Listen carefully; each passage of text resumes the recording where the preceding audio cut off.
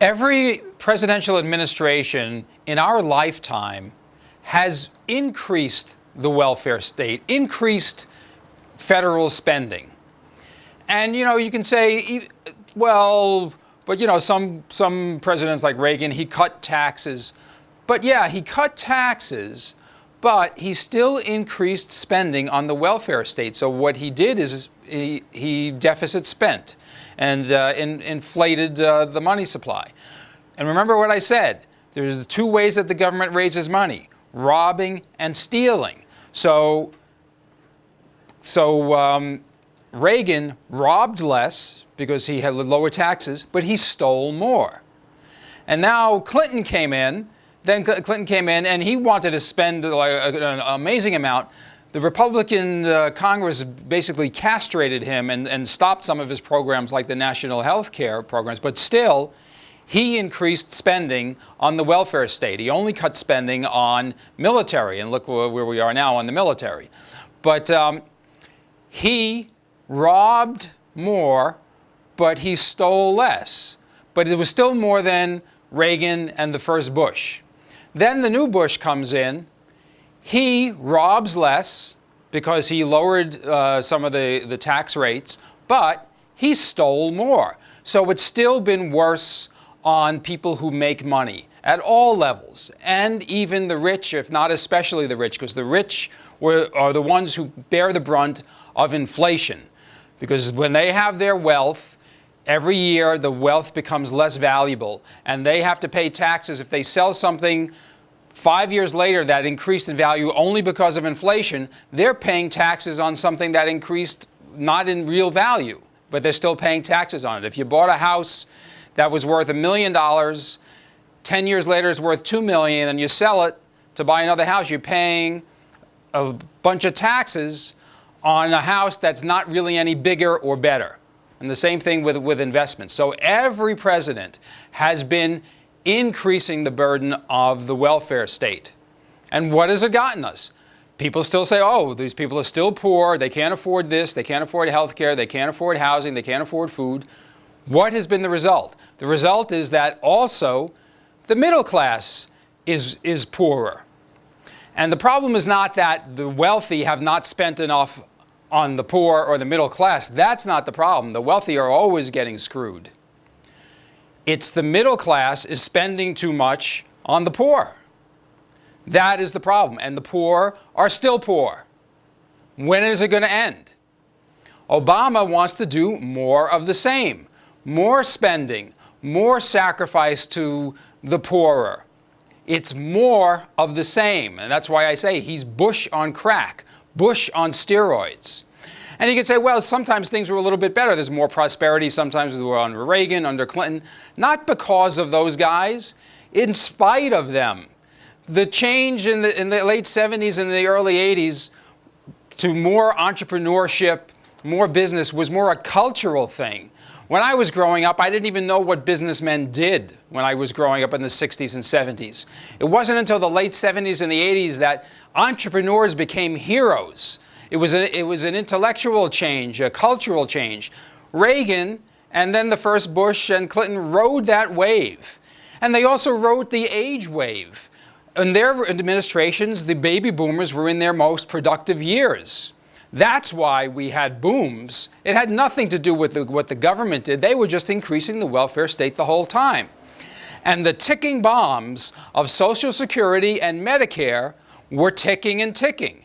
And those are off-budget items, the future liabilities of those things. And the same thing with these housing loans, the Fannie Mae and Freddie Mac, off-budget ticking bombs. Those bombs in Medicare and Social Security are going to go off. They're basically pyramid schemes that count on more and more people working and fewer and not as many people retiring. Once we get all those baby boomers retired, that pyramid scheme is going to blow up.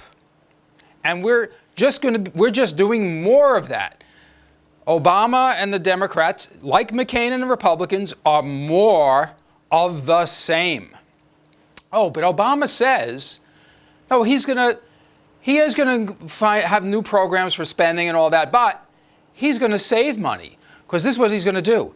He's going to go through the budget line by line, and he's going to cut the programs that don't work. And he's going to add the new programs that do work. Oh, it's explained. In fact, why don't I do that same idea for myself in business? You know, I don't know anything about making computers or the computer industry, but you know what? I think Steve Jobs should replace himself with me as the head of Apple, or I should replace Michael Dell as the head of Dell. Because here's my plan. I'm going to go through their budgets line by line, and I'm going to replace the programs that don't work. And I'm going to replace them with new programs that do work. That's my plan. And how am I going to do it? Because I'm going to get the best minds. I'm going to get the best minds to work on that problem. We're all going to come together, and we're going to come up with better programs, and we're going to get rid of the ones that don't work.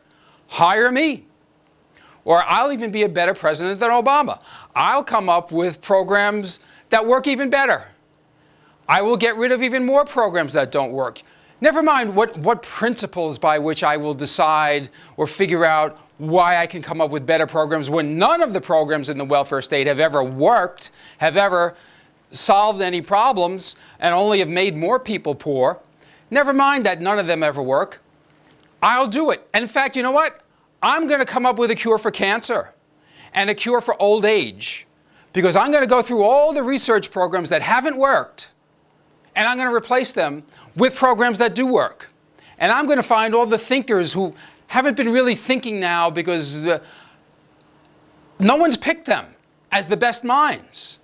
And I'm going to solve it. Do you see how empty, how vacuous this thing is?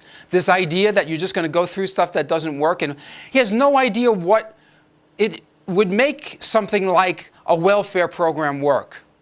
No welfare program has ever worked. The Bismarck welfare state in the 1800s culminated in Nazi Germany. Our welfare programs, starting with the progressive era 100 years ago, are now culminating with a new kind of fascist state. That's working. And you know what it all comes down to? It comes down to morality. What we have to realize is this idea of wanting to help the poor and forcing other people to help the poor is somehow noble, and on the other hand, working for your own happiness, for your own selfish happiness, for the pursuit of your happiness, that somehow that is evil. And both parties' candidates have been saying that. They've all said, no, we're not selfish. We care about the country. Country first. Country before ourselves. The problem with this current meltdown has been greed. Well, Hitler said the same thing. He said we have to get rid of the egoistic, selfish economic interests. All dictators vilify individuals who try to pursue their own happiness. They all say, oh no, it's the group, it's the state, it's the country, it's the race that counts more. They all say that. Shared sacrifice. That's what they all say. We have to reject that notion. We have to realize that implicit in our own country was this idea of pursuit of individual happiness, and that needs no validation from any group. That's what we have to own. And this meltdown was not a problem of greed. It was just the opposite.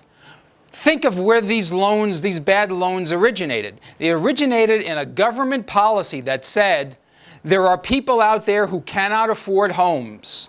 They don't have the financial wherewithal to pay for mortgages. So we, as the state, as the protector of the group, of the collective, have to take money from wealthier people or force wealthier people to lend their money, their wealth, to individuals that it does not make sense to lend to.